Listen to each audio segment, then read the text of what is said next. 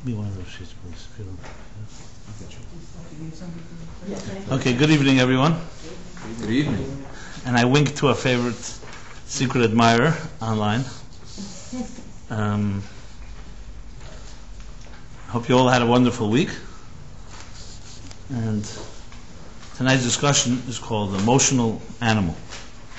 And it's based on the fact that we are now in a unique time period. The time period.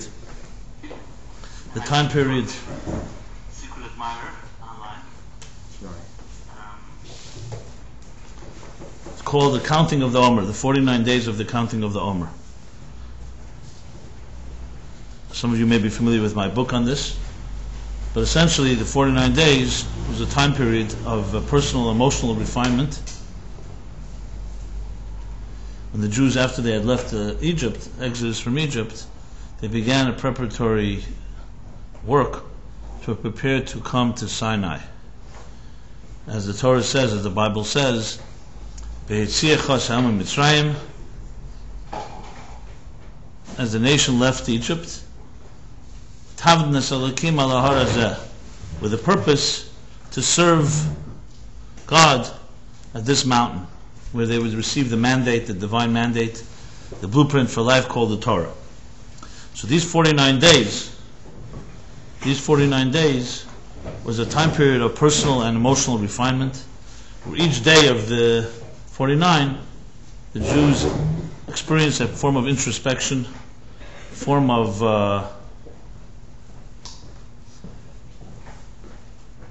analysis and examining their own personal inner lives, which they felt was the way to prepare yourself to be able to receive God's word, God's gift called the Torah. So in that context, each of the days has a particular focus on a particular different type of energy, which replays itself every year as we too go through these 49 days, and we count the 49 days of the Emor. And that book called The Spiritual Guide of Counting the Emor, I specify, taking it from the works of the Kabbalah and from the Hasidic works, that describes the personal attributes, the particular aspect of our personality that fits each particular day. So today we are in the third week, and we're entering. Today was the day of the third week of Tiferet, empathy. So we go through the 7 different aspects of empathy, from the love and empathy, the discipline within empathy, the empathy within empathy, the endurance of empathy, the humility of empathy, the bonding of empathy, and finally the dignity of empathy. Since the book specifies all these steps, I'm not going to go through that tonight. You can all look at the book. It's online as well. We send out a daily reminder for those that like to get it by email. A daily reminder plus an exercise. What I do want to address is the whole idea of refining one's emotions. Because the basic principle, the premise that we say, to make a statement that we can refine our emotions, essentially stating that we have control over our emotions. And we can change them, we can refine them, we can channel them, we can discipline them. Which in itself is quite a statement, because if you think of everything in this world, whether it's in the mineral world, or the vegetable world, or the animal world, these 3 kingdoms, there, things cannot be refined. A creature, any animal, beast in the world, in the wild, is the way they're born, the way they're programmed, that's how they will remain the rest of their lives. So for instance, can we assume that we can take an animal, whether it's a predator or it's a domesticated animal or a tame animal, and change its colors or stripes? That is an impossibility. So you have the movie called The Island of Dr. Moreau, where he tried to experiment with tampering with animals, trying to so-called domesticate them, humanize them, and of course it ended up being trying to also turn humans into animals. But that's in the realm of science fiction, and though it definitely we find some elements within the animal kingdom of training and domesticating and You see on YouTube these days elephants drawing paintings, and different animals are definitely taught tricks because they definitely have an intelligence. But no one has yet suggested that you can actually have an animal change its personality. Just like a leopard can't change its spots, and a tiger its stripes. So too animals are, each animal has its own particular nature, its DNA. As I said, this is true across the board of all parts of this world. So to make a statement that a human being can refine themselves is a statement saying that we are unique and different than all other elements of this universe. So I want to address that in simple terms. Are we not just another beast, another creature? We too have our program and DNA. We too have our boundaries of what causes us to function, our parameters. For instance, each of us has to eat, we sleep, we have other physical needs, something we cannot change. Our personalities are such, we're born with particular traits. We have color of our hair, of our eyes. So yes, superficially we perhaps can change things, but an argument can be made that when it comes to the fundamental elements of human personality, no real change is possible. For instance, the hereditary traits that we carry in our genes from our parents, is that possible to change? Is it even something commendable to suggest someone to try to change that? You see, for example, within families certain streaks. You have within families, you see certain mean streaks. And it's not necessarily acquired, because you could see, even though a family didn't grow up with each other, they come from the same so-called stock. You find certain personalities. Sometimes it could be stinginess, it could be meanness, it could be goodness. It's not necessarily negative, it could be positive as well. And studies can be made. You see families where, let's say, cousins that did not grow up together, may have even grown up in different countries, yet if you study them, you find certain personality elements which clearly testify that this is not acquired or nurture, but it's nature. That's actually within their genetic makeup, or in their traits and so on. So one could argue, how can that be changed? So if a person, for instance, is born to parents who have a stingy personality, or another element of their personality that's not exactly very becoming, can you do anything about it? And of course it goes the other way around as well. Some people just have a natural goodness in giving. There are families and homes that are very giving naturally. So you could argue that it's not, even though it's beautiful to be giving, you could say it doesn't really come with any effort, because it comes natural. It is a part of the personality of that person. So that's what I would like to address tonight, because I think it touches upon a very fundamental issue which affects us all, and that is, you look at yourself and you look at your life and your relationships, and you wonder sometimes, am I stuck into a script or a program that I really cannot transcend? And this is true even if your life is going well. There's an expression in Yiddish, if gut is good is besser nicht besser. If something is good is better, not better. So even if you're so-called in a good place, there's still, in human spirit, human nature is such that we always like to improve. But I would venture to say, without taking a big leap, that all of us have plenty of things that we'd like to actually change. And this could be, if you're looking for a relationship, for instance. It's one of the crises of our times, finding a healthy relationship. Marrying someone that you can live with the rest of your life. And we find that it's complex. It's difficult in our world. We're complex, and the people we meet are complex. So you have two complexities colliding into each other, and if you want a true healthy relationship, we know nothing comes magically or easily. It's going to come with work. So the question is, what can you really change?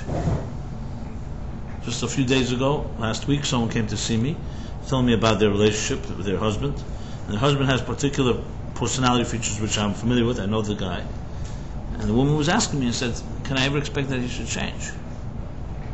Well, the cliche, of course, is that all women want men to change, and actually men want women to be the way they were. But this wasn't a case where the woman was just trying to change him just to change him. Yeah, she was addressing some issues, some of the parts of him. So obviously I pointed out to her that she also has stuff, no one is perfect, and she also has stuff that he may want her to change. So the issue is, number one is, should these things be changed? Sometimes that's who you are and that's who you are. There's no need to always try to force someone to become another human being. However, sometimes these issues or these personality elements are things that are actually unhealthy, or they cause real problems and real tensions. So the fact that we all have our quirks, it's one thing. In a healthy relationship, it's important to know how to laugh, how to smile, and realize that everybody's got their quirks. Some things may be irritating to you, but objectively they're not necessarily a very serious issue. Even though you may be meshuggah about it or like obsessed, and you want it to change, but if you really think in the big scheme of things, it may not be something, the consequences are not life and death, not destructive to children. They're just different ways people work. You know, some people, for example, are always on time, and some people are always late. And sometimes these two personalities meet and marry. And what happens then? So they irritate each other. Usually the one that's always on time is being irritated by the one that's not on time. The one that's not on time, you know. But it works both ways, because some people go crazy. You start saying, well, you're always late, 5 minutes late, 10 minutes late, 20 minutes late. And just as an imaginary dialogue, you'll say, the person who's not always punctual will say, big thing, so we're late a little, take it easy. The other person who really sees it as either insulting or something that is considered to be rude, doesn't take it so lightly. Usually, if this is the only issue in a relationship, it can be resolved. Problem is, it's probably not the only issue. Being that there are other issues, and sometimes more profound ones, this becomes a good scapegoat, or a good, an easy one to identify. I'm not suggesting that it isn't an issue, but to say that life and death, or a family infrastructure of bringing up healthy children is dependent on both of them being either punctual or not punctual, it's not the case. It's two different personalities. Yes, it's probably nicer and a kinder and a more pleasant and seemingly more cordial thing to be on time, especially if you're going to a friend, meeting someone, or a party or something like that. But again, it's not one of those things where we call it the kuva, like pikuach nefesh, matter of life and death. I'm just using that to qualify that not every issue in a relationship has to be tackled and changed. So if you think it's going to be some type of like tinkering, the two people come together and they're going to work on everything, it's not practical, and it's not even something that is necessarily good to focus on. You have to know how to choose your battle, so to speak. There are, however, fundamental issues. A person let's say, betrays their partner, or does things that are really inappropriate, and whatever, not getting into excuses. There you're talking about something, obviously, that is fundamental to a trusting relationship. Because a relationship has to be built on trust. So really, this comes down to really distinguishing between what is so-called an important thing, not so important. What I'm addressing, of course, here is I'm not going into the superficial or more casual issues. I'm talking about the more fundamental ones. And a good example would be where, yes, you have a couple where one person is is a penny pincher, what they call stingy, and the other is not. Now, this, one could argue, is not such a small matter. Because some people see a person who's very stingy, it's a reflection of a personality. It's a reflection of certain narrow-mindedness, certain selfishness even. Some people are even stingy with themselves. So there's another disease. I don't know if you want to call it that, but it's another reality. So overall, the issue of so-called human development and human progress is predicated upon that we are able to do certain things about our personalities. And that yes, in a relationship, it is legitimate. If it's not superficial or it's not something that has to be thought about, it's legitimate, not only legitimate, it's probably required that two people who are truly in love with each other are going to actually want to grow together, and each person can teach the other something about life. And we do go through what we'll call emotional refinement and growth. So this concept of this 49-day period, which is dedicated to emotional refinement, is based on, and I said predicated on the principle that human beings are different than all creatures of this world, and all objects of this world, and we actually can't change the script and the destiny of our own, even of our own DNA, so to speak. The question is how? What makes us different? And what do we have to access to be able to generate such change? And again, I qualify this. This is only in a case where this change is required. Not everything has to be changed. There are actually some things that people think they need to change because it may be doing them or others damage. In fact, this may not be necessarily bad per se objectively. It's just who you are. So it's very vital to be able to distinguish between the two. But this is also part of the process. How do we choose? How do we know which midah, which emotion, which instinct or impulse you have is one that deserves to be worked on, and some things maybe don't deserve to be worked on. This is all part of the 49-day period, that when you go through each of the weeks and each of the days within each week, you actually examine each aspect of yourself, and you can start looking and identifying things that can be worked upon. But to elaborate a little more about how is it possible in the first place, we have to really go into dissecting the anatomy of what a human being is. And maybe even more importantly, the anatomy of our own emotions and feelings. So here's how it's more or less described in brief, the human model from a Torah perspective. I will also contrast it with, we'll call it a more secular perspective, or the predominant contemporary scientific perspective.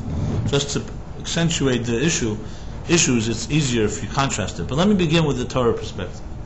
So the Torah perspective puts it this way, and I'll quote some verses and some other sources, so if you want to look up some more, which is a fundamental issue. Who are we? What is a human being?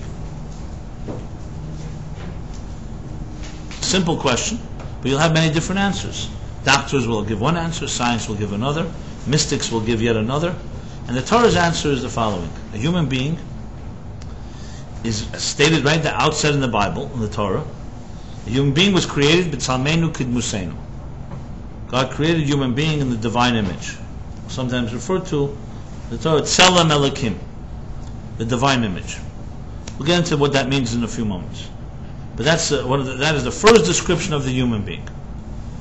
Essentially, that we have a soul. But even the word soul, we know, can also be a cliche. What is a soul? There's hundreds of interpretations of the word soul. So the way the Torah puts it, that God took Afar min ha'adama, He took earth, He took soil from the earth, Vayipach ba'apav nishmas chayim, shaped it into a shape of a human being, and then Vayipach apav nishmas chayim, and He instilled, imbued within it, He blew into it a soul of life, nishmas chayim. So a human being emerged, shaped like clay from the earth.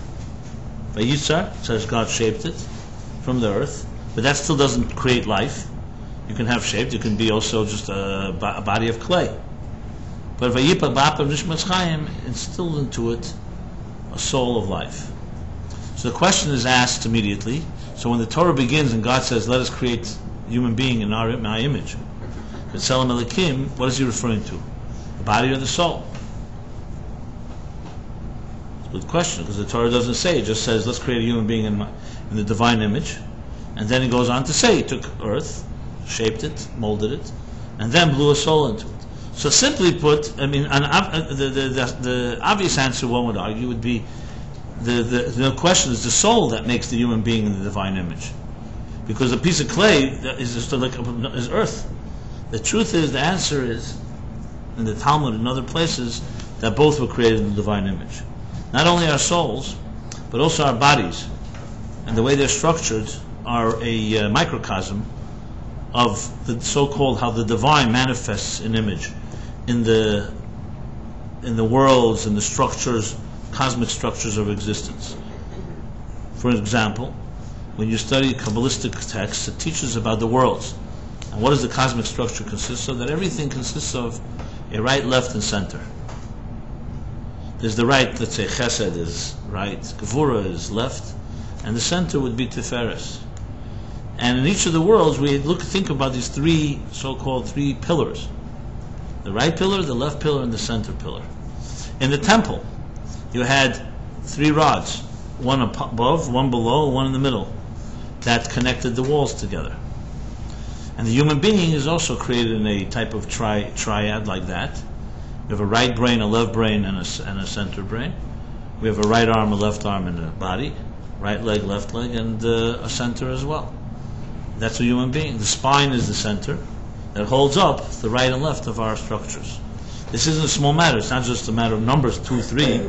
3 becomes a type of completion. Any structure needs these 3 dimensions. Nothing can stand without 3. A table needs a minimum 3 legs to be able to stand. 4 makes it really solid, but two legs, it's impossible to stand.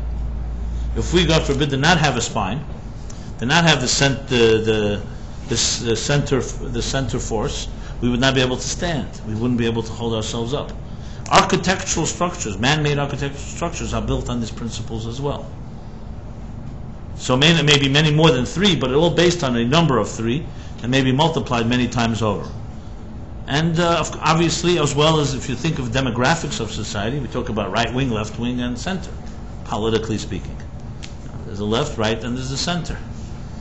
So we see that also in personalities, or in the way people think.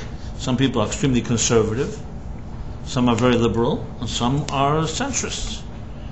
And that again is applied as a type of 3 dimensions. So there's a right, left, and the center. Maimonides says that the healthiest approach is always to travel on the center road. However, if you veered off in your life too much to the right, what do you do when you went too much to the right? You want to get back to the center, you have to go extreme left until you get back to the center. So, and the same is opposite. If you veer too much to the left, you have to go right and back to the center. So this is all the balance of life, and that's how even the human body is structured. In addition, it says in some of the holy books that even the face and the body, again the physical, I'm not even getting into the soul yet, is also structured in the divine image, like the Yud Kei Vav Kei. Yud Kei Vav Kei is the 4 letters of the God's name, which of course is how God manifests in some type of structure. What I mean by that is, just to qualify that, God is of course beyond structure and beyond image. God is undefined by all the man-made labels or all the boundaries and definitions that we can define. But nevertheless, the same God also manifests in structure. So the Yud Kei Vav Kei is considered to be the structure of all transmission. The Yud Kei Vav Kei is 4 letters. It begins with a Yud. A Yud is a dot. So every point of departure begins with a point. A point, just one very, very abbreviated point. One flash, one concept, a seed. Then that seed and that flash spreads out into a hay. It's elaborated upon, it's fleshed out. Then it's transmitted as the Vav. Vav is like a line that transmits it. And then there's the final hay where it spreads out again in the recipient. So every type of transmission from one to another begins with a concept, a yud, a dot. It spreads out and is elaborated upon. Then it's transmitted.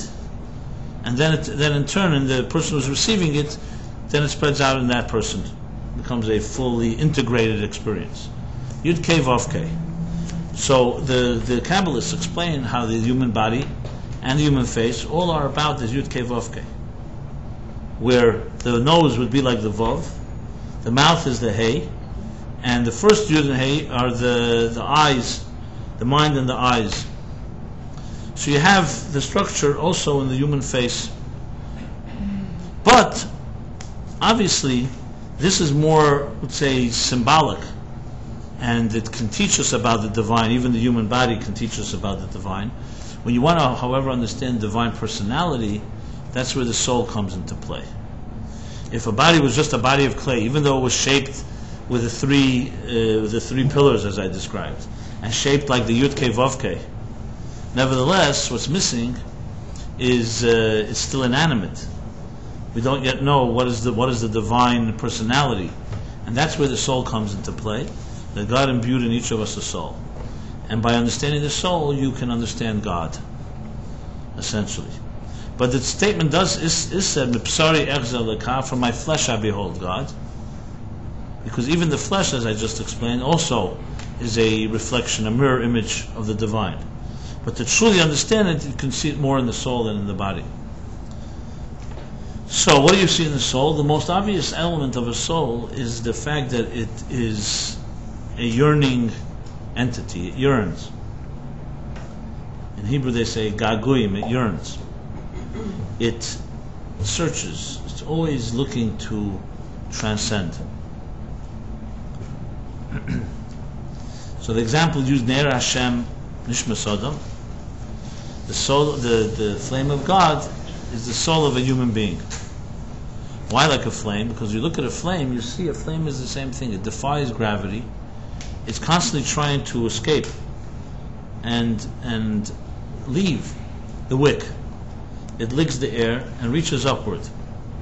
Similar to us, where the wick would be the analogy for the body and the material world that grounds us, and the soul is always yearning to reach a higher place, to transcend. And there's a struggle. Like there's a struggle between the flame and the wick. There's a struggle between our soul's needs and our material needs, and they battle with each other. So as one of the Rebbes once said, in comparing a human being to an animal, that an animal walks on all four, so a behemoth never saw heaven. He said, the behemoth, Himmel kem lish gesehen, never seen heaven. Human beings walk on two, and we look upward, we walk upright, which means that you have always the ability to look up to the skies. And when we look up to the skies, what do we see? It's a place we search. Even on a very basic level, we built a multi-billion-dollar industry called the space NASA. Space exploration, simply to satisfy the curiosity of the human being that looks upward. No animals, even the most intelligent, ever participated in any investment in space exploration. I don't know if they're interested. No one's really interviewed animals, but I don't know if they're interested. But you know, one thing is for sure, they pretty much live with animal bliss. They're satisfied with the grass that they graze in, the meadows they graze in, or whatever it is that animals are doing. That's why animals have not changed their habitat, their habitats, and their comfort level. We are constantly looking to improve our standard of living. We have fax machines and cell phones and better homes, better commuting, and we constantly develop new medical technologies. Animals are animals. They are what they are. Like I said earlier, the clock. Nothing changes. There can be variations here and there, but more or less you can predict it all. How they will be born, how they will mate, how they will hunt, how they will give birth, how they'll care for their offspring, and then how the next generation will do the same thing. And it's actually beautiful in its consistency. Consistency that goes back who knows how many years. Human beings, on the other hand, are constantly changing the script. Unpredictable. Yes, we do need to eat and sleep, and we have basic things that you can predict that a normal human being is probably going to have a meal at least once a day. But beyond that, what else can we predict? We can choose not to have children, even though we're blessed with the power to have children. We can choose not to have relationships, even though we are blessed with the ability to love and be loved. We can choose to have healthy relationships or unhealthy ones. This doesn't exist in animals. It doesn't exist. That's why there's no therapy there, and there's no emotional refinement. It is what it is. As he says in Tanya, "Lo mishana tafkidam." They don't change their jobs. Every animal, every vegetable, every flower, every star in the sky will have its script. True stars go through lifetimes as well. You find stars that die, there's stars that are born. But nevertheless, through their existence, there's a certain pattern. And it's only human beings actually that can upset the natural balance as well. We can actually disturb the animal balance as well. But take away the human being, it's a certain very predictable clockwork. And on the other hand, when it comes to humans, there's just basic things you can predict. After that, almost everything is unpredictable. Let alone about other people. We can't even predict what we're going to do the next day or two. Now, if you become very predictable, that's also necessarily a great sign. It means that maybe you're trapped in a particular trap that you could always predict that. You're always going to do the same thing. Like there's a woman that I know that tells me that every time she knows, after 3 months, every relationship she will destroy. I said, how are you so sure? She said, I've been doing that for 20 years. I said, what's 20 years in the scheme of thousands of years, you know? So there's hope. But we only have one lifetime, right? So that type of predictability is not what I'm talking about. That's a predictability. It's like being predictably unpredictable, basically. I'm talking about a predictability that just doesn't exist in the human race as it does in the animal kingdom. And sometimes it can be a healthy way, it can be an unhealthy way. So as a human being, as a soul that's yearning, and as a wick that's grounding us, that's the essence of why we're unpredictable, because we have two forces in our lives. An animal was not created in the divine image. So animal, though it's created by the divine, and it has divine power, and it also can teach us things about the divine, but it doesn't have that divine personality, which we have, which is like that tension, the tension that exists between searching for something transcendent and having to live grounded in this material world. And because of that tension, things are very unpredictable. So in a sense, you could even say the unpredictability is very much a very healthy thing, as long as we appreciate and understand it in the right context. So to go deeper into what the soul is about. So the soul is a yearning force that searches. Every time you have angst, every form of anxiety is exclusively only possible to a soul inside of a body. So I don't know if it's a consolation for you, but next time you feel anxious or disturbed, remember, dead people don't, and neither do animals. So where's it coming from? It's coming from an imbalance between your soul and your body. As I said, I don't think it's a consolation, but it's the beginning of what can console you. Because the next step is the consolation is that once you know that, you have to do something about it. You have to remedy, you have to create the balance. Because as long as you don't, the angst will get deeper and the anxiety will get deeper. But there is no such thing as anxiety without tension. And there's no such thing as tension without two forces that are conflicting with each other. God forbid you don't want to come to a point where you're so at peace with failure and with depression that you're not even tense about it anymore. That would be like real death, living death. So tension is a sign that you're at least sensing and you're aware that there's something going on. That doesn't by no means suggest that it's comfortable or that one should be at peace with that, but at least it's an identification of a symptom, and the symptom is of an imbalance. And we all in some way have such tensions. So by the mere fact that we are created and shaped as clay from the earth, and a soul was imbued and still inside of us, that itself right away tells you there will be a tension, a conflict. Adam and Eve experienced it, and human beings from ever since have experienced it. Question is whether you are able to master this tension and do something about it, or you let it take over your life, and then basically it could destroy you. So here we go back to the soul and to who we are. If you look at a human being, yes, we are different. We are not just beasts, pre-programmed by a particular script. We're made up of conflicting forces. So on one hand, that bodes tensions, conflicts, anxieties. On the other hand, it also is good news because we can also break out of the system. Because animals, for all their bliss, and the nature, for all its consistency, it's locked there as well. It can never go higher either. It won't go lower, but it doesn't go higher. We can go lower, but we can also go higher.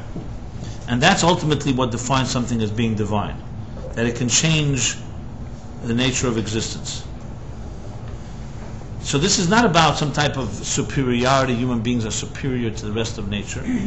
Even though it is a certain form of superiority, it's really more about responsibility. That God created this universe not just to play out a pre-written script. What's the point? What's the point to put it into a pre-written script and things should just play itself out? What does God need that for? God created a certain natural balance in this world, but then instilled within it a type of spirituality, a soul, which is the human being, created in the divine image. And with that soul, we have the ability to elevate the world higher than its own structure, transcend the structure, which is what the yearning of the soul really is looking for, to get beyond the structure, to go beyond the doors of perception. Now we all have this yearning. If you don't think you have it, you can speak to me privately later and I'll show you how you do. It may not manifest in healthy ways, but there's no one that doesn't have this yearning. Sometimes the yearning manifests in the worst type of addictions. Why don't animals get addicted to things? Why are they not obsessed? They move on because they don't have any deep hunger. So if you don't get your hunger satisfied one way, you're going to look for unhealthy ways to satisfy it, and that essentially is the essence of addiction. Addiction is very powerful energy. Watch anyone that's addicted, how difficult it is to break a habit. Why is it so powerful? Because there's a lot of energy there. What's the energy of the addiction? And I'm not just talking about the dependency on some physical substance. That's one element. As we all know, the real addiction is a psychological dependency. And I'm not dismissing the physical. The physical can be enormous as well. But how did a person get into that situation, that so much energy is being invested in getting something that is destructive to them? Is because there's a void. And there's an energy inside the person that they're not satisfied one way. So they found a way to relieve the pain, or to relieve the tension, or to relieve just plain relief of whatever it may be. And then the deeper the hunger, the deeper will be the addiction. In a way, you don't call it addiction, but people who are truly divine spiritual people are also addicted. However, they're addicted to something that is goodness and healthy, and it's giving. So someone's addicted to being a giving person. When I say addicted, I mean not at the expense of their own self. Some people who are giving, they annihilate themselves in that process. I'm not talking about that. But someone who's so-called completely obsessed with being a giving person, selflessness, and spirituality, that's the same thing. It's an energy, but there the energy is being channeled in the right direction. So now let's go back to who this human being is. We said a soul inside of a body, both in the divine image, and the soul's yearning and its hunger is an expression of its connection to the divine, to something that is greater and higher than the natural balance and the natural clockwork of existence. But let's now dissect the soul further. What is the soul made up of? So on one hand, the way the Kabbalists explain it, a soul is indivisible. It's a form of energy. It's a very amorphous form of energy that imbues us with life. But the fact is, we see life is more than just a general term life. Life has many aspects to it. When you say a person is alive, it's not just their heart is beating and their brain is working and they can walk and talk. There's a lot going on. You have different feelings, you have different ideas. These ideas change from moment to moment, day to day. Your feelings change from day to day. There's different stimulation. There's new things you discover. I mean, life is a very elaborate. Even one day in a human being's life is a full, very colorful experience, hopefully. And especially if you accumulate a person's complete life, their history, the different ups and downs we've gone through, the places you travel to, the challenges, sometimes going from places that were very oppressed places to freeing places, etc., etc. So it's a journey. Life is a journey. So how do we define a soul in context of these so-called accumulative pieces? So it's true, the soul itself is an indivisible energy, but it definitely manifests in very defined forms. So the way it's explained by the Kabbalists, and Tanya, he elaborates that there's two parts, well, we'll say really three, just to keep it complete. There's the unconscious form of the soul's manifestation. The unconscious is things that we're not aware of. So I'm not going to elaborate on that right now, just for the record wanted to add that dimension. In Hasidic or Kabbalistic terminology, it's called the hidden faculties. Sometimes it's called the Keiches Nalamin, that's hidden faculties, Keiches Atzmim, the essential faculties. Keiches Hiyulin, the potential faculties. Basically, these are part of the soul's reservoir of the soul's power that has not been actualized. I'll explain that in a moment a little more. Then there's the conscious part of our lives, which is easier to talk about because we relate to it, we're conscious of it. The conscious part of our lives breaks into two parts, as he says. The nefesh consists of two parts, which in turn break into 10 faculties. What are the two parts? Moichin and midas. The cognitive, the mind, and midas, the emotions, the feelings. With our minds we reflect, we analyze, we process information, and with our hearts, with our midas, with our feelings and our emotions, we feel, we emote, we experience things. So if a person, for instance, just had a mind and no heart, it would be like a computer. A computer can process information, can analyze, as a matter of fact, faster than most human minds today, but it doesn't feel. It doesn't experience, at least at this point. And in that context, what you really have, a mind without a heart, is really not living life. On the other hand, what are emotions without a mind? Emotions without a mind will have no rudder. They will not have direction. You can say essentially that the clockwork or the structure of nature is almost like emotions without a mind. What I mean by no mind, yes, there's a divine mind of design, but animals follow their impulses and instinct. They don't sit and reflect on it. They will reflect, for example, when an animal is hungry and has to go hunt, it'll use its mind to figure out how it can hunt. It's called seichel hanikna. There's a certain intellect, but the intellect is all controlled by its needs and emotions. The concept of abstract thinking, of just sitting and thinking about something, detached from emotions, is exclusively human. How do you know? Go interview some animals and just talk. Well, they don't like to answer questions. Okay. Well, I know, for me it's sufficient if it says in the Torah, if you don't mind. Okay. And if you want to go further than that, we can discuss. You can see from from behavior. I think if animals had that, they would not be living in the same habitats. They would be having to go to therapy and other things, as I said before. And remember, animals can be contaminated by humans. Remember that. Very true. Oh my God. Yeah. So to go back to this thought, therefore, so you have the emotions. You have the emotions.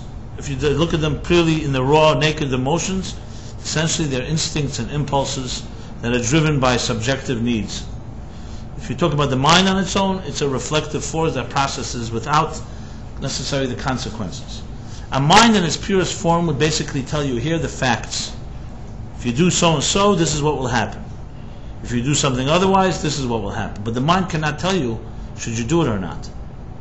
It can tell you, if you put your hand in the fire, it's going to get burned.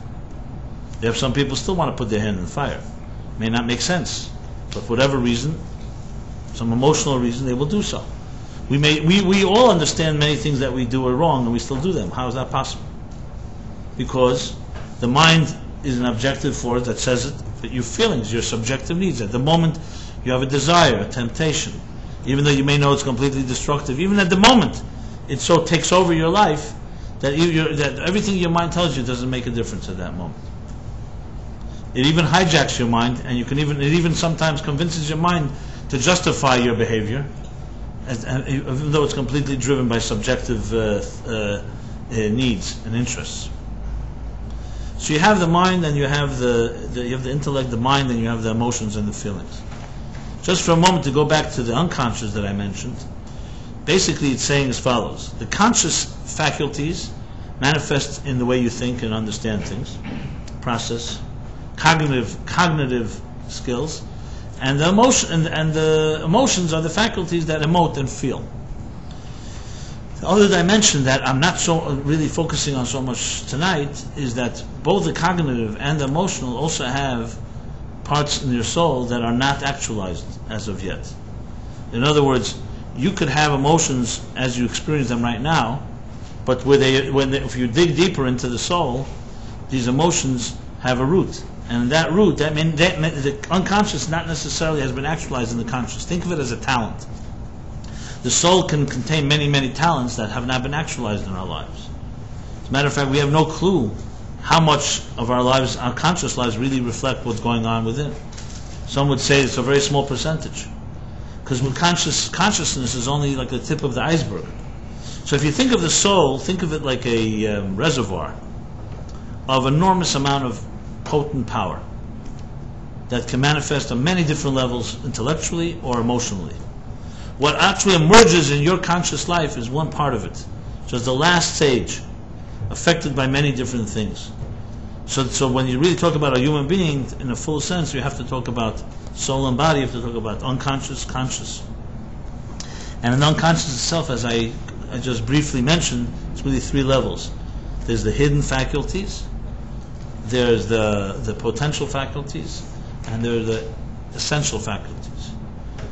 What we experience are the revealed faculties, the fourth and last dimension of it. So for instance, Just to give an example.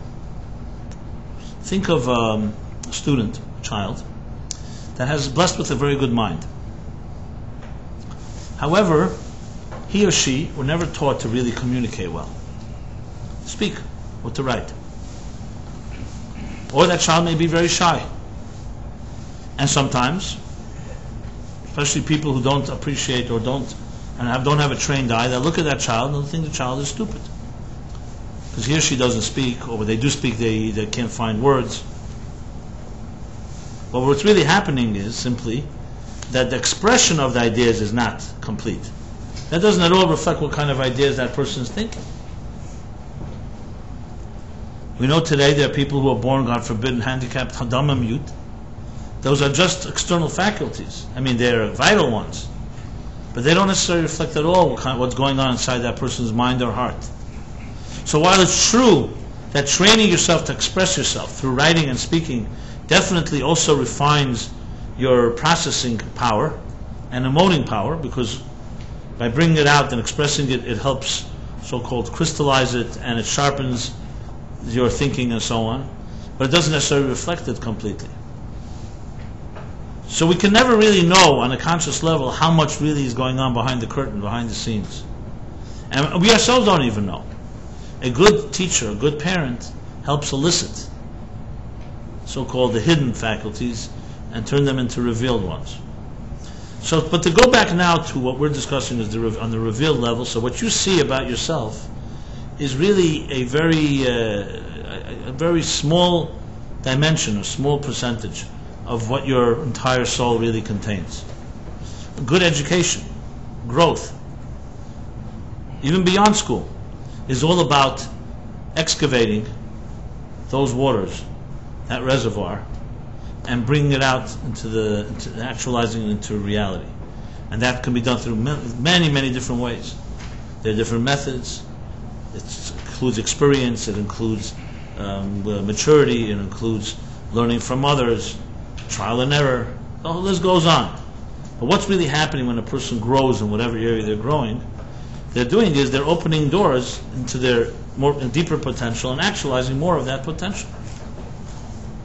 So now when we look at ourselves as human beings on a conscious level, you are a certain composite of your mind and your heart at work.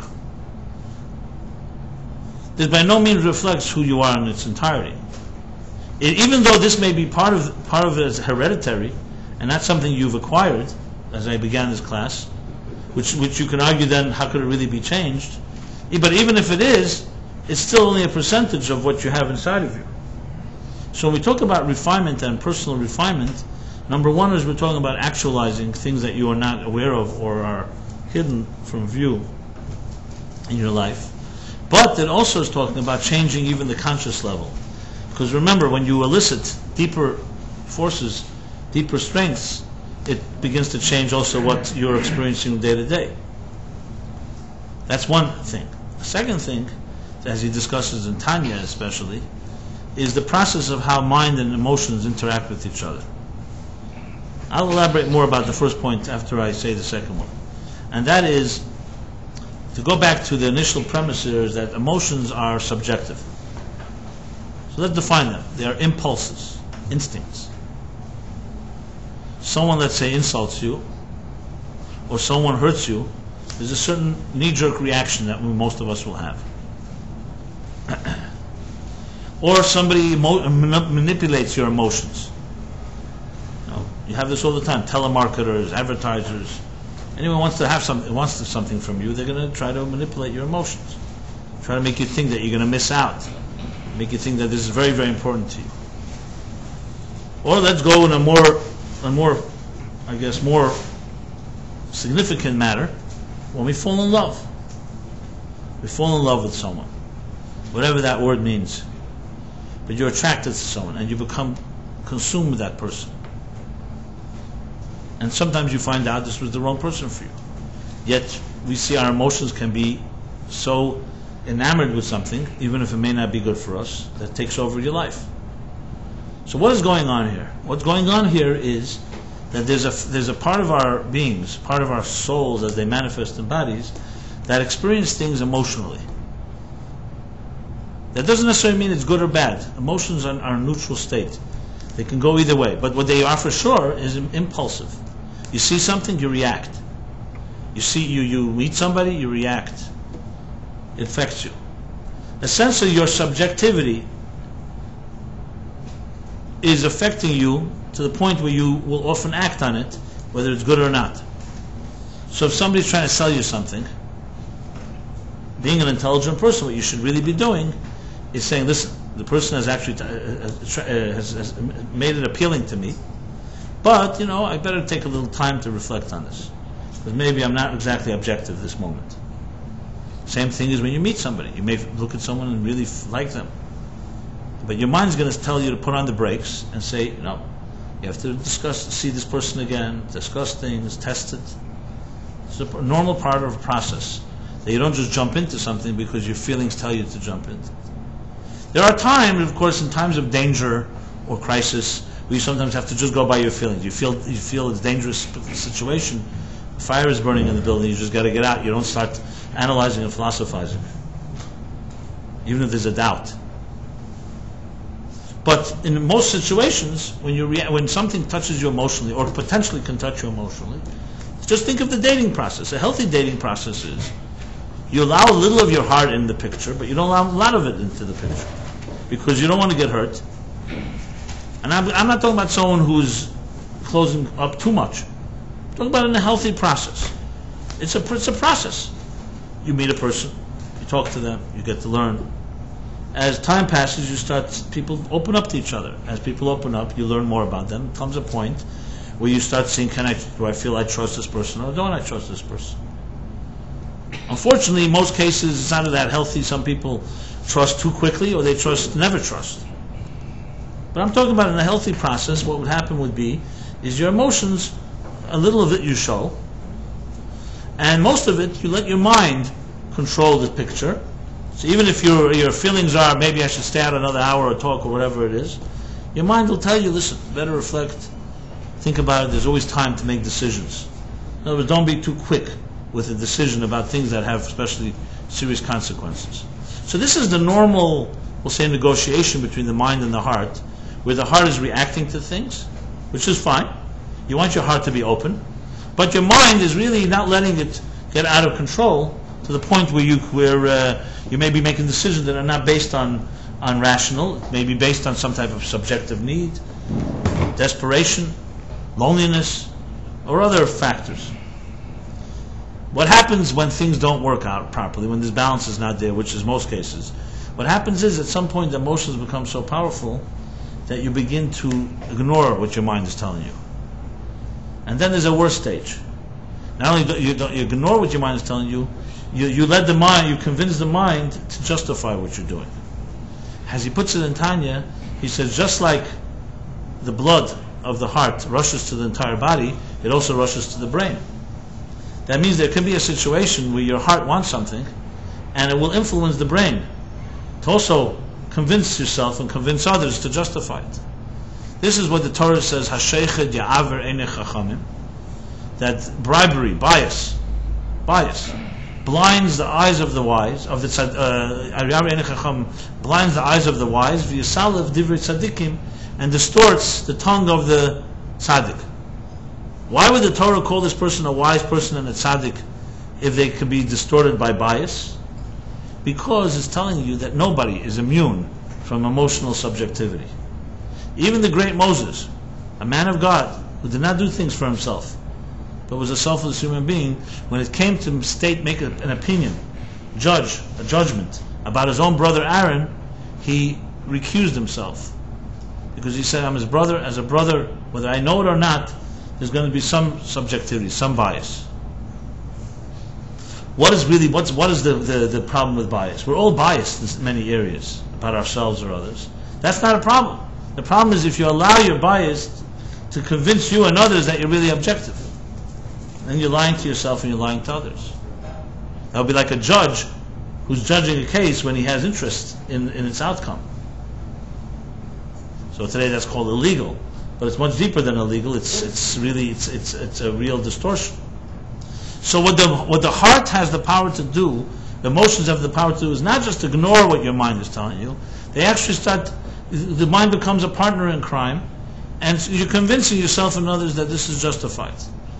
Now, if you've never been guilty of such a situation, I commend you.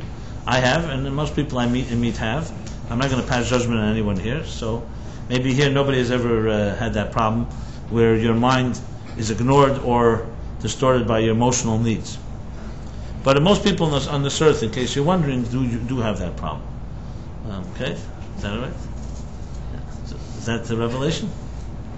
Okay. And I say with all that, with tongue in cheek, because I once gave a class on this topic, and someone just would not let go. They argued with me. They said it's not true. It's impossible. And of course, that person's mind has really been taken over completely. They couldn't even accept that it's possible. I said maybe not by you, but by others. No, people have minds and this and this. That's how bad it can get. That you don't even believe there's the whole word bias doesn't exist. There's no such thing. No one's biased. Can you imagine that? Anyway, so here's the battle between emotions and the mind. Now, you don't want to become such a cold intellect where you become detached from feeling. Some people do that. They become so analytical that they destroy the whole spontaneity and the experience of feelings. Remember, minds don't experience things. They only analyze things. The beauty here, the key, the balance, is to have the proper harmony, balance between these two. Where you allow your heart, as I said, to see a little. The mind analyzes. As the mind becomes more comfortable, objectively, the objective reflective mind becomes more comfortable, then the heart follows. And the heart says, okay, if that's the case, I shall trust some more. This is a process, but it makes complete sense.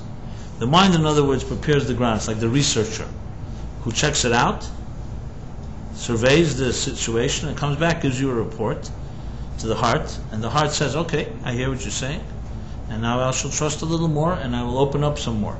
So in a healthy process, that's how it would work.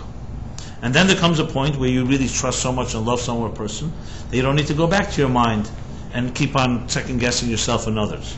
You make a commitment. This is called falling in love with someone in a real serious way. You make a commitment, a lifetime commitment. And yes, in times in your life you may say, maybe, was I right, was I wrong?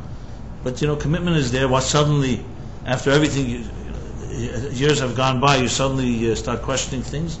Sometimes it's your own insecurities. It could be your heart again that is questioning, where your mind really felt very comfortable with this. So this is like a symbiotic relationship where the mind informs the heart experiences, and they have to learn to work with each other. If something alerts you, a red flag goes up, and you can determine objectively it's a problem, it's another story. Then you look at it again. But there comes a point where we make a commitment with the heart based on the reflection and the research that we made. Like a commitment, I don't want to compare it, but just like a commitment you make to make serious decisions in your life. Whether it's business decisions, whether it's a geographic decision, where you're going to live, and obviously with your own heart, love and marriage, and so on. So there's a process. If there's a fear of commitment to the point where you keep destroying it with your mind, then you're doing yourself. That's also a subjective thing. Then your bias has affected you, that you're hiding behind your mind and letting it destroy any type of relationship. Because every relationship could be destroyed if you want to analyze it to death. So you really have to have a proper balance. And ultimately, being that we are subjective, if you can't really know, is my mind telling me an objective idea here, or is it just being trapped by an emotion, then you need to talk to a third party that can help look at it. That doesn't mean you're going to listen, but it's a healthy thing to do, because you're not sure. You're not sure, is your mind really being objective and telling you true fears, legitimate ones, objective ones, or the fear of the heart is causing the mind to become over-analytical. So this is something we have to look at. There's no black and white answer to that. It all depends case by case. It could be either or. It all depends on the best way to go about that is really to talk to another party that you find that you can trust. And of course you say, what happens if you don't trust any other party? So then you could rest assured that this is your heart working, not your mind. Because if you don't trust anybody, and then you can't really trust yourself either because you don't know whether you're biased or not, so then exactly what's your real solution? So one has to say that a person like that is probably invested in being paralyzed and not being able to come to the decision. You have to wonder why would a person do that? And that usually comes from deep fear of commitment or other fears. It's usually a sign of an emotional issue, not just an objective intellectual one. Because if it's objective intellectual, why don't you submit it to another person, objective, who'll look at it? Because if you're invested that not to do that, that investment is not objective investment. So therefore, that itself can tell you something. So sometimes what you don't do can tell you as much as what you do, and so on. So this is the so-called, as I said, negotiation between these two worlds, mind and heart, and all on the conscious level. So when we stand now today in the 49-day period, where we talk about emotional refinement, to go back to my initial question, from a Torah perspective, we have two absolute abilities to change, or I would say refine, change our emotional chemistry, if you wish. One is what I just said now, is allowing your mind. If you were blessed, we were not blessed with minds, then we would be like the animal in the wild. You are who you are, and that's it. You can't change anything. Because you're driven by your emotions and impulses. Time to hunt, time to hunt. When an animal has to hunt, it hunts. It doesn't say, oh, I have to go to Davin or something. You know? It has to hunt, it hunts. Right? And the same is when it has to breed. Just like the seasons of the year. Trees will turn green a certain time of the season, no matter whether you like it or not.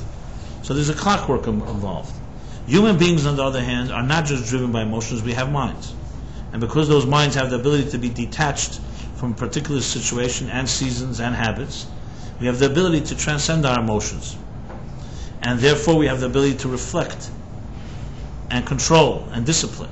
Can you actually change your emotion if you're born, for instance, into a family, as I said, that is somewhat stingy or mean, or has other certain genetic streaks that are not such beautiful ones? You may not be able to change the so-called the DNA, but you can change whether you act on it. You can learn to discipline, you can learn to channel it. There are certain situations where stinginess can be channeled into very good things. Stinginess is a curse when it's applied to the wrong situations, to yourself or to others, when you should be giving. But there are times maybe you learn to channel it, you learn to use it in certain situations where you need that type of so-called discretion. This takes work. So the mind has the power to so-called temper and I would say channel, discipline the emotions. In truth is, to go a step deeper, as they say nowadays, the expression, as your neurons are fired, that's how they get wired. With persistent reflection and discipline of your emotions, you actually can change the emotion as well. In other words, you could change your DNA. That takes greater work. There's an expression in Hasidic terminology. It says that the purpose of a human being's work is l'shanes teva mideisav, to change the nature of your emotions, and then there's an expression to change your midas hativim, your natural emotions. So to change the nature of your emotions is the first thing I said. That's like disciplining them. If their nature is to express themselves a certain way, you can control yourself. You can discipline, you can channel it, you can tame it, temper it. But then there's a deeper thing that you actually, l'shanes midas hativim, you actually can change the DNA. And that comes down to persistent action. A certain way can even change a personality trait. Is it a complete change, or is it just the wiring? That can be debated and discussed. But it's something like today is even established that even nurture can affect nature. If you educate a child from very young age a certain way, it's almost indistinguishable whether that child was born that way or they were educated that way. Because young age, we are very, very impressionable, and the small things that are impressed upon us become so much like called second nature that you really can't even know whether this is the nature of the person or nurture.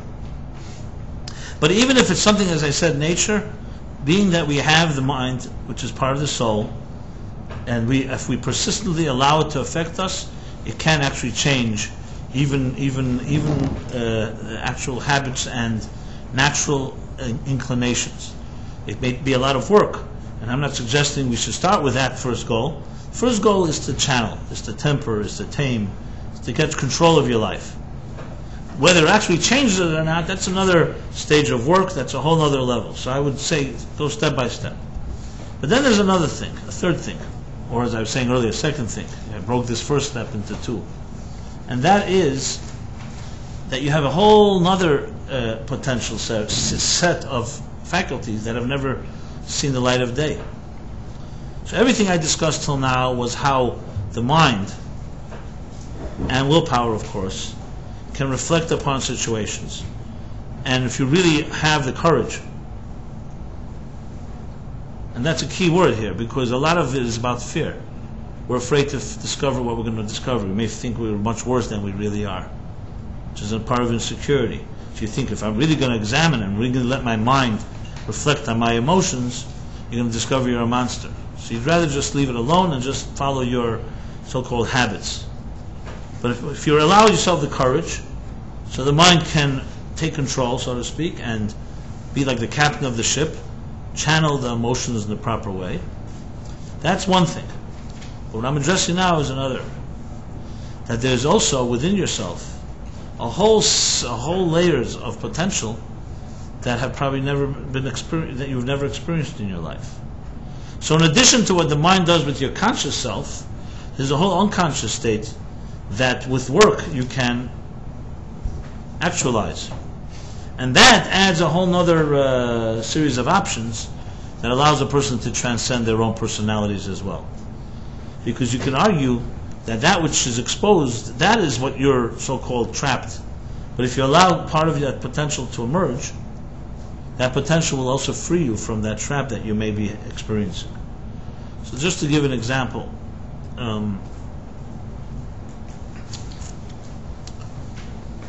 charity, whether it's monetary or it's time, advice, inviting guests, or doing something volunteer work that helps others, not just yourself, is one of the greatest mitzvahs of all.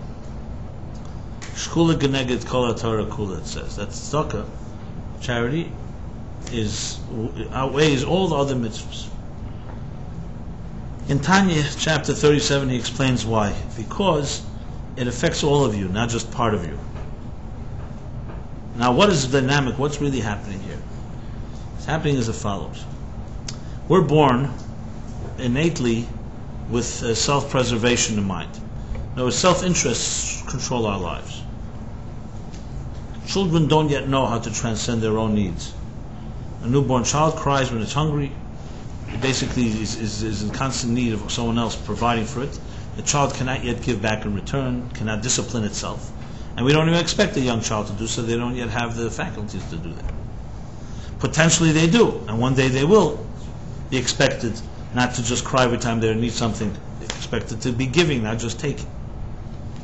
As I said, animals in the wild, or the other parts of the universe, the vegetable and mineral, they're all locked into their structure. What they do is not determine giving, taking. It's all part of what they need to do to keep the balance going. But now take a human being. So as we grow older, what happens? Do we have less self-interest? You could argue actually your self-interest grows more intense. You become more selfish, basically, more narcissistic. However, as you're more intelligent, more mature, you hide it better. You mask it. And we call it like a give and take. If you give me what I feel I want, I'll give you something in return. So the question, of course, is, are we trapped by our self-interests? Or are we not? So if we were programmed individuals like animals, you could argue as essentially the Darwinian, Freudian model of the human being, the scientific contemporary model, argues that we are essentially selfish creatures. Time to time, we do noble things. That's also part of our evolution, part of our preservation. Some argue nobility is because then the survival of the species will be more intact. Because if you're noble, you'll be more respected, so therefore you'll live longer, and more people will give you and help you. So even nobility and virtue is dismissed as another part of selfishness, has a selfish gain, so to speak. The Torah view, on the other hand, as I'm elaborating, is that we have a soul. And the soul has a mind and a heart. So though, yes, emotions by definition are subjective, that's what an emotion is. I feel. It's not what you feel, it's what I feel. I feel pain, I feel joy, I feel I need this, I don't need this. But because we're blessed with a soul that has a mind, so the soul manifesting in the mind allows us to transcend our own needs and be giving. Even though I want something or need it, you say, there's a higher calling. which also resonates with us. So our soul speaks to us and tells us, you're not just another animal now hunting. If someone needs something, you have to forego perhaps your own comfort when it's inconvenient and help another. That's why charity is such a powerful mitzvah, because it strikes at the heart of self-interest, of selfishness, which is at the heart of all problems in this world. And tzedakah reveals the soul within each of us. By being giving, it usually will come difficult. It doesn't come easy, even though there are people who are naturally charitable and giving. But most are not. It's quite difficult. As the rabbi who gets up and says to his congregation that we have a big leak in the roof and it's going to cost us a substantial amount of money to fix. But I have good news for you and I have bad news for you. The good news is that we have the money. The bad news is it's in your pockets. And to wrench it out of there, as we know, is not going to be an easy process. But as King David asked God, why did you create? You have all the Liah Kesef, Liah Zav, you have all the silver and gold. Why did you create class structures? That some people have more money, some less. Why don't you just distribute the wealth equally? And God answered, Man chesed v'emes man yitzarua. If I had distributed the money equally, there would be no chesed in this world. And if you take this to the logical conclusion, as the mystics do and Hasidic thought does, it says that God, instead, actually did distribute it equally, but He trusted human beings. Some human beings He gave more. Not that they should be wise enough to understand that part that's more was only given to them in trust, for them to be wise enough to understand that they should give it, chesed. So they're basically what would you say, a guard over that pekadon it's called. They're watching over the money, and if they're wise, they realize it's not theirs and they give it. There aren't many people you're going to find that feel that way, because they feel they earned it, it's theirs. But that's why charity is such a powerful mitzvah, because it attacks the essence of selfish narcissism in this world. And that's why it's so difficult to be charitable, because we are narcissistic by nature. And to break that hold is difficult. Nobody finds it easy. So, in this process, what is the dynamic of what's going on here? It's going like this. That your emotions and your self-interest dictate one thing. Your mind tells you, which is reflecting the soul's yearning for something greater, that it's healthier and wiser to be a giving person, not just to follow your own needs, but to also introduce into your life something beyond yourself. And there's a battle. One will win, sometimes the other one will win. But there's another dynamic that happens here, that if you force yourself, even if you're not in the mood, and say, you know what, since it's a mitzvah, and since it makes also sense, I will do it even though it's hard for me. What happens with time is not only does it get easier because you got used to it, it actually begins to tap and excavate the unconscious love and unconscious chesed in the soul that would never have been actualized had you not pushed it. So we talk about actualizing potential. How do you actualize potential? There's only one way. You have to bang on the rock to get it out of there. For example, let's talk about intellectual potential. If you have a good mind and you understand something quickly, you read a book or a page, you get it quickly, that's not a great achievement. You had a good mind, so you grasped it quickly. It's really a lazy mind that's going on here. How does a mind that's a good mind actualize deeper potential of intellectual faculties? Where you struggle with a concept. Even if it came easy to you, you read it again, you realize there's more depth to it. You look for deeper questions. This is what the Babylonian Talmud does. So even great minds, if they push the issue and don't just try to get off with quickly catching things, will ultimately dig the yagiyah, the exertion is like literally is compared to someone hitting a rock and pulling out water that's locked inside of it. But it's only possible if you dig. It's only possible, for example, if you press the olive, you get the oil. If you don't, you'll just get the surface level. That's why you find an interesting phenomenon. I've seen it. My own colleagues. I've seen people blessed with great minds, but they were lazy. They were able to get high marks quickly. They grasped things very quickly. And I saw others that did not. And the others who struggled more with time, they became more profound than the ones that have better minds. I don't know if you've ever seen this phenomenon. That doesn't mean necessarily they grasp things, that the brain power of the first individual is still stronger probably. But because there was no effort and there was no work at it, it became very lazy and very making many errors and mistakes, where the second mind becomes much more thorough and can reach deeper places in intellectual pursuit than someone who has shared brain power. It's called the depth that comes through exertion, through effort, through questions and answers. Think of it this way. Imagine someone who's a very smart person and they tell you that concept. But if they've never challenged that concept and no one has ever challenged them, it's not going to be complete.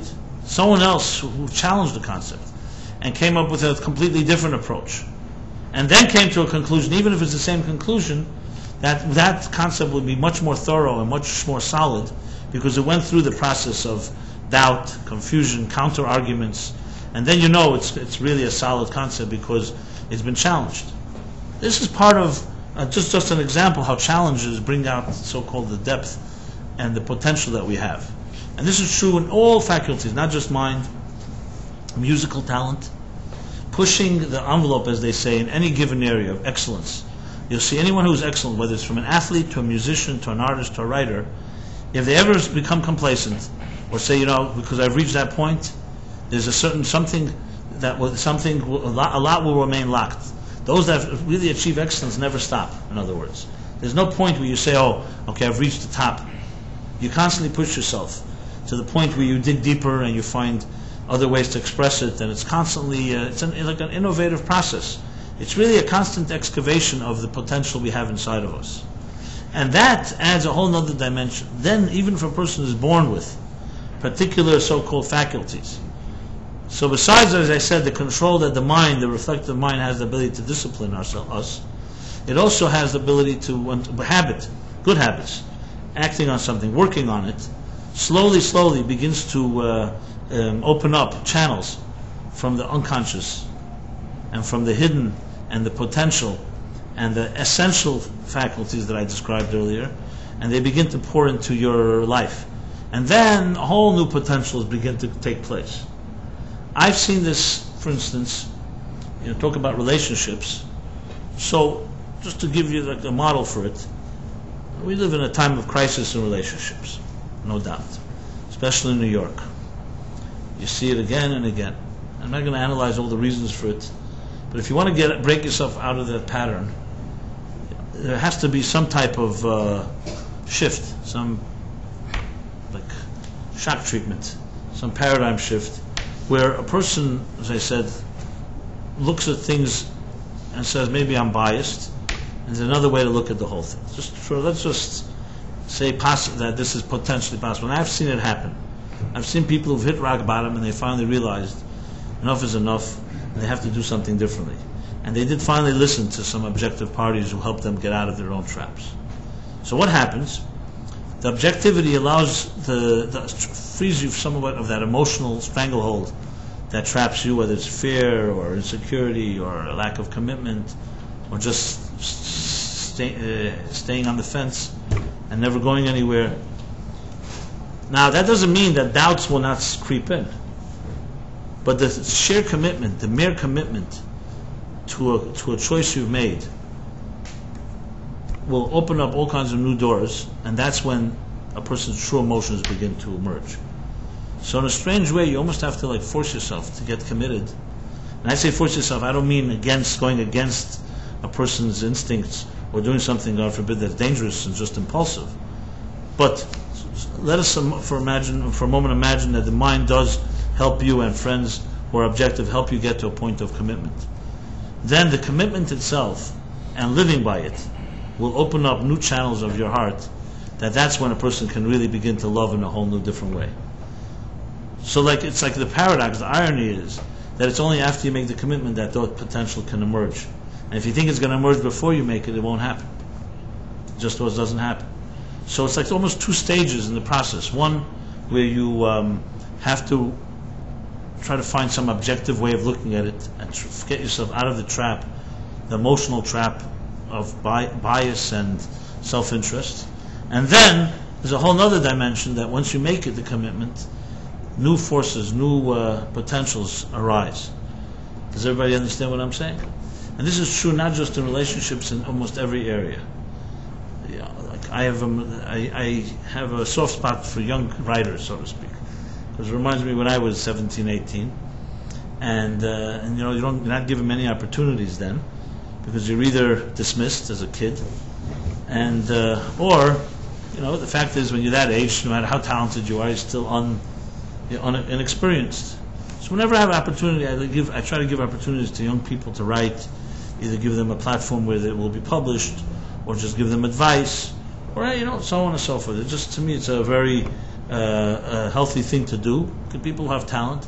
Now, it doesn't mean everyone has talent to write, but there are people that do, and they really don't have platforms today. Of course, we have blogs and internet and websites, so let's have a platform for anything.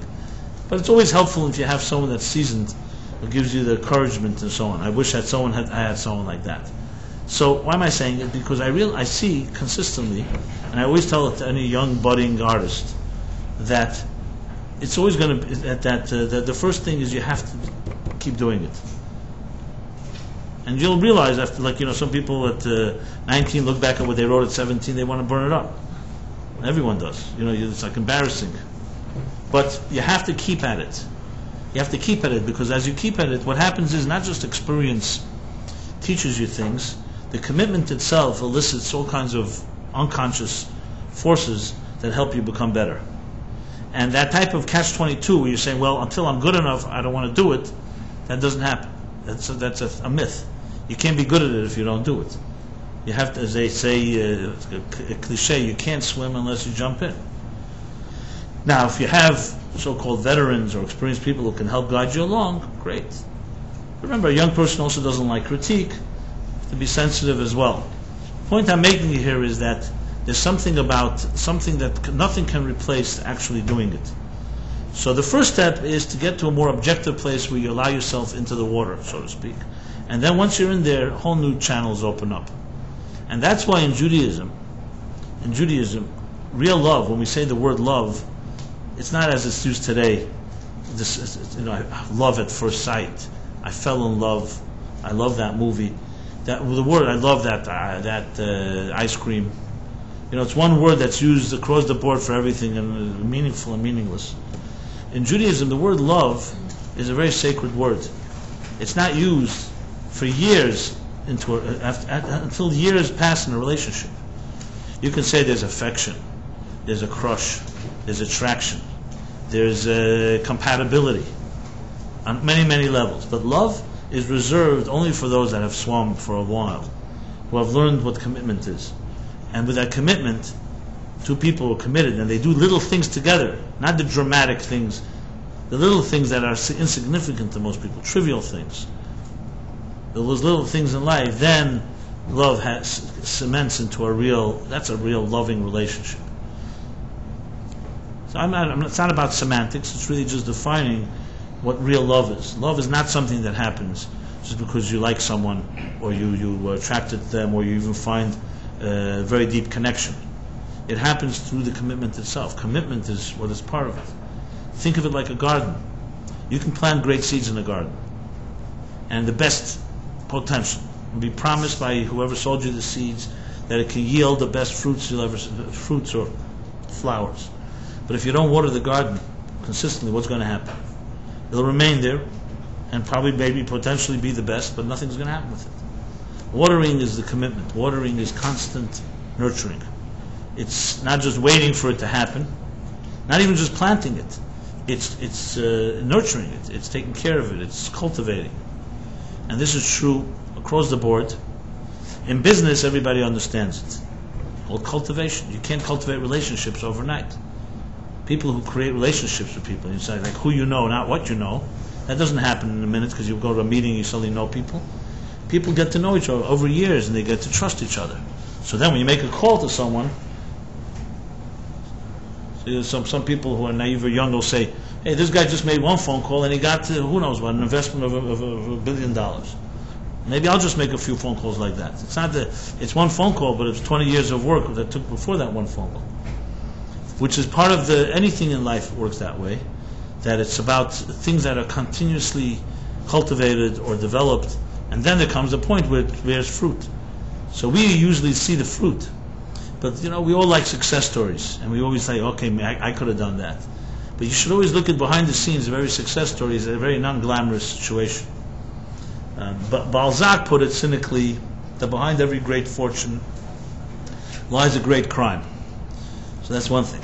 Whether that's so or not is another story. But it pretty much holds up if you check out the big wealth in this world.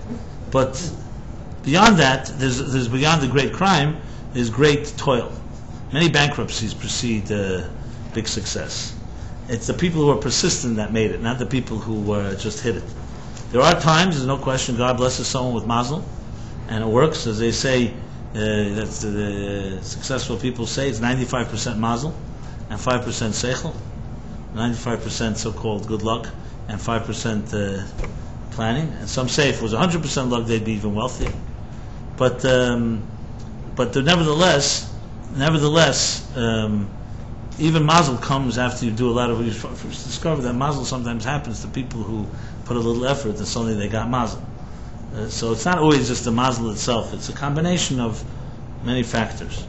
So to sum up the discussion here, the emotional animal. Are we emotional animals? Yeah, we definitely can be, but we don't have to be. That's the bottom line, because the soul has the faculty of the mind that can channel, and the reflective mind that can channel and temper and tame the heart. And more than that, and maybe even more importantly, is the factor of the potential soul the potential faculties that our soul carries, which is enormous amount of power. So if you're able to just believe in yourself and believe in the soul's infinite potential, if you really, really connected to that, that would give you the confidence to overcome anything.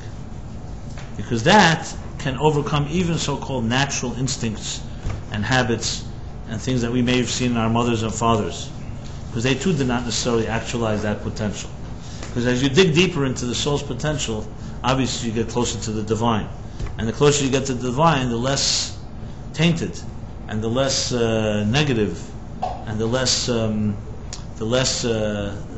flawed are these personality traits. Take, for example, Gvura.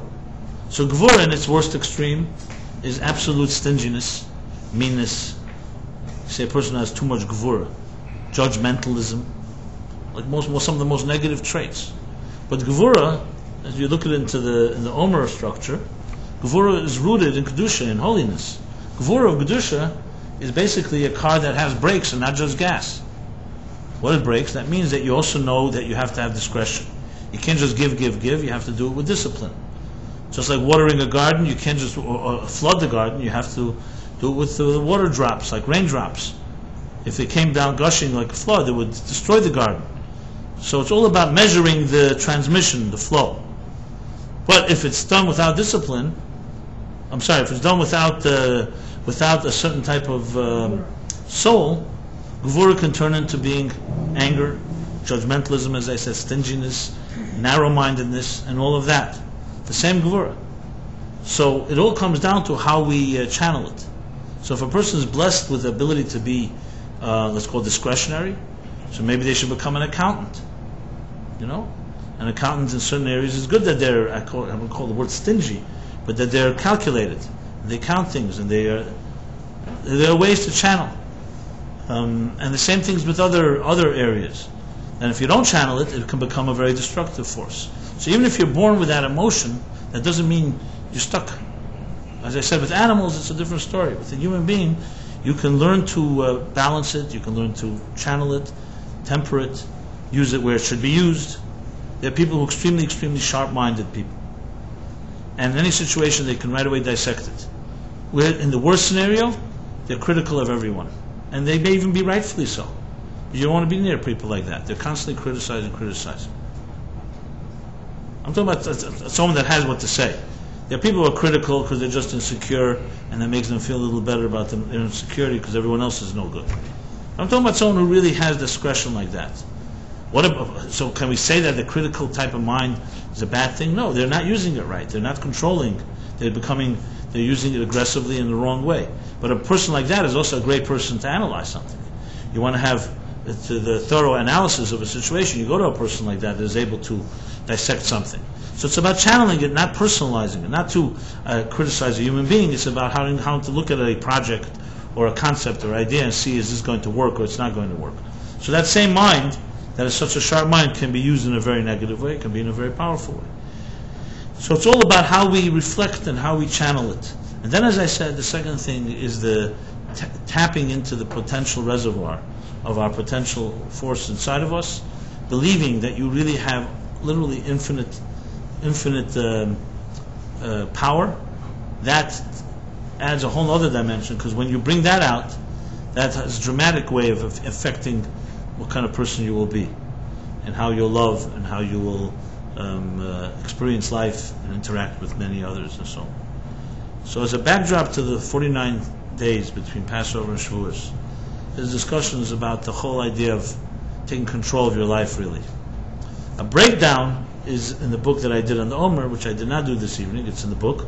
As I said, anyone wants to get the emails, we send out daily a reminder and an exercise, but it's also in the book. It should be here in the front. But there, it's a breakdown of actually looking at each one of the emotions and seeing how you can channel it, reflect on it. And you'll find quite fascinating that just reflecting on your emotions, even without making a move, is already a pretty big move, because it's like shining light on something that no light has ever shined on. That itself is part of healing the situation. Because you look at it. When you look at it, it opens up different opportunities, possibilities. So, with that being said, I would like to bid everybody a good evening. I want to dedicate this class in honor of Mark Belinsky's mother, Asya Bat Sarah, 25th of Nisan, and grandfather's Yotzei Ben Sion Ben Yitzchak, the 4th of Iyar. Okay, Mark? So in honor of these individuals, and your mother should be well, your grandfather's Yotzei, we should always study much Torah and elevate our souls and refine our emotions and reflect with our intellect and reveal all the great potential within all of us. So next week, I look forward to see new levels of potential actualized in all of you, and hopefully in me too. And until next week, everyone have a good evening. Again, if you want to receive the weekly emails and also now the daily Emor, just give Gittel at the front your name. We'll be happy to send it to you. And please see us as an ongoing resource to actualizing your potential. Very good evening, everybody, and good evening to the crowd. I want to just say also a happy birthday to Greg, my dear friend Greg. Good night, everybody.